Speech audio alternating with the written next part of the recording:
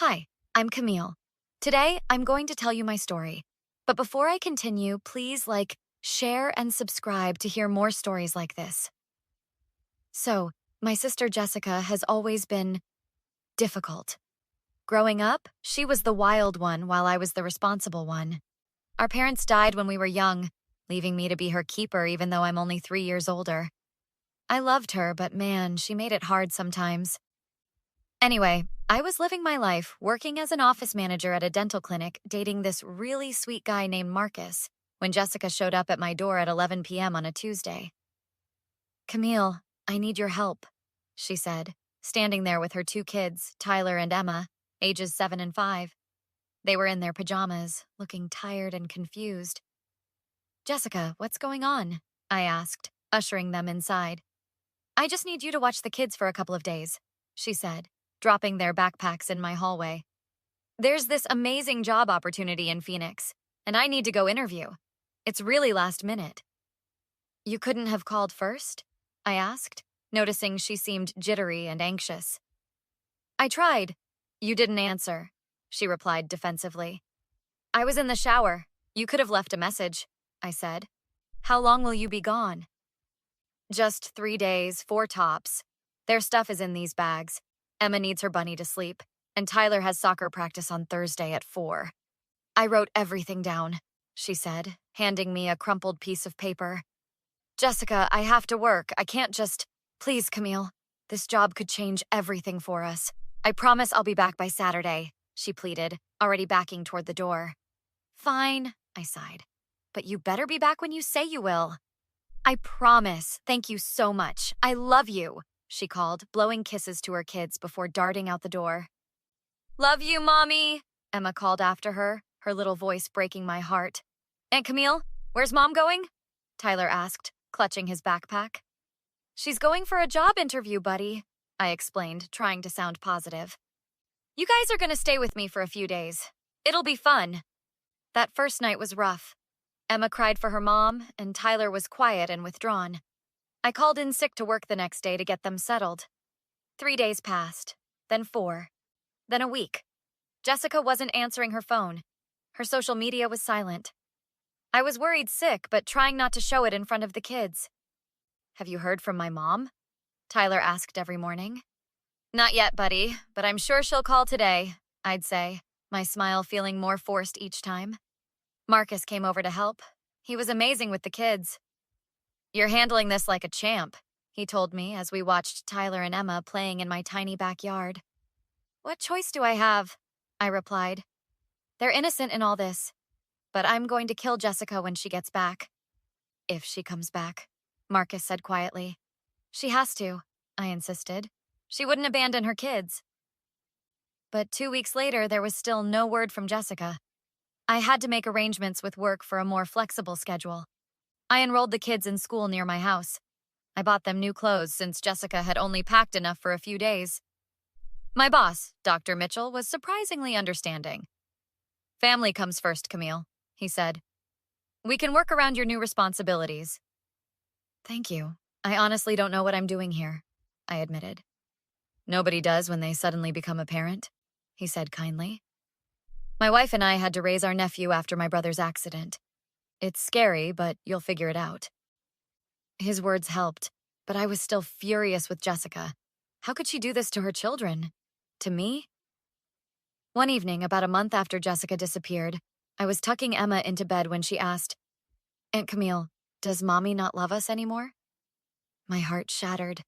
"No, sweetheart. Your mommy loves you very much. Sometimes grown-ups have problems they need to fix before they can take care of their children properly, like when Tyler broke my doll and had to fix it," she asked. "Something like that," I said, smoothing her hair. "But no matter what, I love you and I'm here for you." "I love you too," she whispered, hugging her bunny tight. That night, I cried myself to sleep. Months passed. The kids started calling my apartment home. Tyler joined a local soccer team and Emma made friends at kindergarten. Marcus practically moved in to help with the kids, and we became a sort of family unit. I filed for temporary guardianship with the help of a lawyer friend, Diane. "This doesn't terminate Jessica's parental rights," Diane explained. But it gives you legal authority to make decisions for the children. I don't want to steal her kids, I said. I just need to be able to take them to doctors and sign school forms. Diane nodded sympathetically. I understand. But Camille, it's been almost 6 months. You might want to consider a more permanent arrangement if Jessica doesn't return. I know, I sighed. I just can't believe she would abandon them. 6 months turned into a year. The kids stopped asking about their mother every day. We settled into a routine. Marcus proposed, and we started planning a future together. I loved those kids like they were my own. Then, out of nowhere, Jessica showed up at my door. Hey, sis, she said casually, as if she hadn't been gone for 14 months. She looked different. Her hair was styled expensively, she wore designer clothes, and she had that plastic surgery glow that screams, I've had work done. Jessica? I couldn't believe my eyes. Where the hell have you been? Can I come in? She asked, ignoring my question. I let her in, my mind racing. The kids were at school, thankfully. So, that job in Phoenix didn't work out, she began, settling onto my couch like she owned it. But I met this amazing guy, Richard. He's loaded, Camille. Like, private jet loaded. You abandoned your children for a rich boyfriend? I was incredulous. I didn't abandon them, she scoffed. They were with you. And it wasn't planned. Things just moved so fast with Richard. We traveled all over. Paris, Bali, Monaco. It was like a dream. A dream while your children cried themselves to sleep missing you, I said coldly. Jessica had the decency to look slightly ashamed. I know it was wrong not to call. Time just got away from me. But I'm back now, and I want to take the kids to live with me and Richard.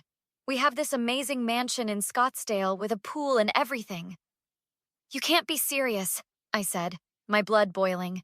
You think you can walk back in after more than a year and just take them? They're my kids, Camille, she said, her tone hardening. I have rights. Rights? You forfeited those when you abandoned them for 14 months without a word, I shouted. I made a mistake, okay? But I'm their mother. They belong with me, she insisted. The courts might disagree, I said. I have temporary guardianship. Jessica's eyes narrowed. You've always been jealous of me, haven't you? Now you want to steal my kids? That's when I knew. This wasn't about the kids for Jessica. It was about winning, about possession. She didn't see Tyler and Emma as people with feelings who'd been hurt by her actions. They were accessories she could pick up and put down at will. Get out, I said quietly. The kids will be home soon, and I don't want them to see you. Not yet. Not until we figure this out properly. You can't keep me from my children, she yelled. I'm not, I replied calmly. I'm asking for time to prepare them. They haven't seen you in over a year, Jessica. Did you think about what this might do to them psychologically? That seemed to get through to her, or maybe she just realized she wasn't going to win this fight today. Fine, she conceded. But I'm coming back tomorrow, and I expect to see my kids. After she left, I called Marcus, then Diane. We needed a plan. She has parental rights, Diane confirmed grimly. But given the abandonment, we have a strong case for maintaining custody. Has she provided any financial support during this time? Not a penny, I said. That helps our case, Diane noted. Document everything. When she left, how long she was gone, any communication or lack thereof. The next day, Jessica returned as promised, expecting to take the kids. They're not ready, I told her firmly. They need time to adjust to the idea of seeing you again. This is ridiculous, she fumed. Richard's lawyer says I have every right to take them today. Your rich boyfriend can hire all the lawyers he wants, I replied. But if you try to take those kids without proper transition, I'll file for emergency sole custody based on abandonment and emotional harm. Jessica glared at me. You've changed, Camille. You used to be such a pushover. Becoming a parent changes you, I said pointedly. Over the next few weeks, my plan unfolded. With Diane's guidance, I arranged supervised visits between Jessica and the kids. At first, they were excited but confused. Emma barely remembered her mother. Tyler was more reserved, watching Jessica with wary eyes. During these visits, I made sure to have different friends present as witnesses, people who had helped me with the kids during Jessica's absence. Marcus, Dr. Mitchell, and his wife. My neighbor, Mrs. Patel, who often babysit. Tyler's soccer coach. All people who could testify to the stable, loving environment I had created. "Where did you go, Mommy?" Emma asked during one visit. "Aunt Camille said you had problems to fix." Jessica glanced at me uncomfortably. I had to go away for work, sweetie." "For work?" Tyler interjected, his voice sharp for a 9-year-old. "You didn't call once, not even on my birthday." Jessica's eyes welled up. "I'm so sorry, Tyler. Mommy made mistakes. But I'm back now, and we're going to live in a beautiful house with a swimming pool." "I don't want a pool," Tyler said quietly. "I want my soccer team and my school and Uncle Marcus." Each visit revealed more of Jessica's true nature. She made grand promises but showed little interest in the details of their lives, their friends, their school progress, their fears and dreams. She brought expensive gifts, but couldn't remember that Tyler was now allergic to peanuts or that Emma had overcome her fear of the dark. Meanwhile, I documented everything meticulously, every missed call during her absence, every school event she hadn't attended, every doctor's appointment I'd taken them to, every penny I'd spent on their care. Richard came to one of the visits, a slick, middle-aged man with a perpetual sneer. He clearly wasn't interested in being a stepfather. "They're good kids," he said to Jessica within earshot of Tyler. "But we'll need to enroll them in boarding school. My house isn't child-friendly." I saw Tyler's face fall, another piece of evidence in our favor. After a month of supervised visits, Jessica grew impatient. "This is taking too long," she complained. "Richard's getting tired of waiting. We want to take the kids to Europe this summer." That's when I sprung my trap. "Let's have a meeting," I suggested. "You, me, Richard, Marcus, and the kids. We'll discuss the transition plan." Jessica agreed eagerly, thinking she was getting her way. The meeting was at my apartment.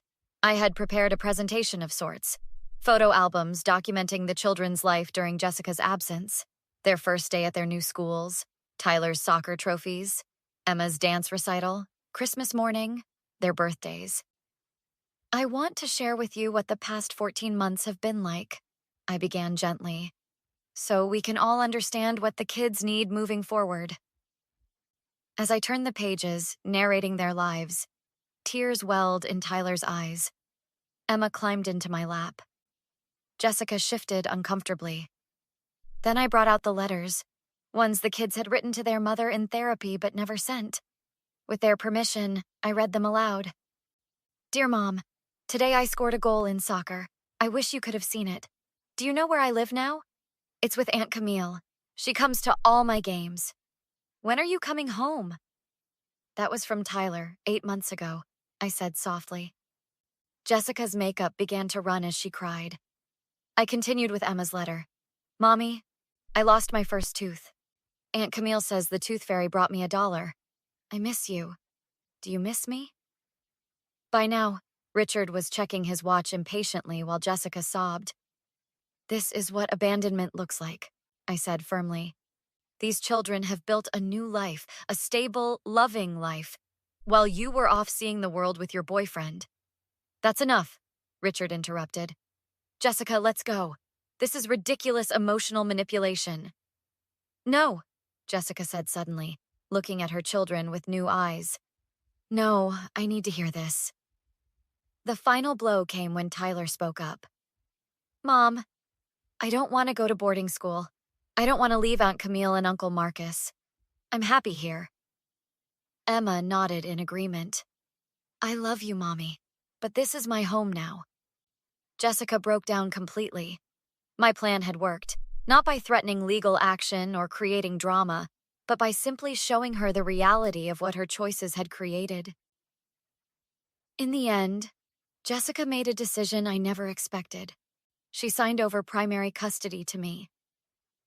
"They're better off with you," she admitted tearfully. "I thought I could just pick up where we left off, but they've moved on, without me." "It doesn't have to be all or nothing," I told her gently. you can still be part of their lives. Richard left Jessica shortly after. Apparently, a woman who prioritized her children's well-being over his convenience wasn't what he wanted. Jessica moved back to our hometown, got a real job, and now sees the kids on alternating weekends and holidays. It's been 3 years since then. Marcus and I got married, and we officially adopted Tyler and Emma with Jessica's blessing. She's actually become a decent mother in her limited role. More of a fun aunt figure, which suits her personality better. As for me, I learned that sometimes the best revenge isn't about making someone suffer, but about making them see the truth. Jessica's tears that day weren't from pain I inflicted, but from finally facing the consequences of her own actions. Last week, Emma asked me a question that stopped me in my tracks. "Mom," she said. Yes, she calls me Mom now. "If my real mom hadn't come back, would you have kept looking for her?" I looked at my beautiful, thoughtful daughter and answered honestly. "Every single day, sweetheart. Not because I needed her, but because I thought you did." Emma hugged me tight and whispered, "I'm glad we found you instead." And that's worth more than any revenge could ever be. So here's my question for you. If you were in my shoes, would you have told the children the complete truth about their mother's abandonment? Or was protecting them from the full story the right thing to do? I'm still not sure I made the right call. What would you have done?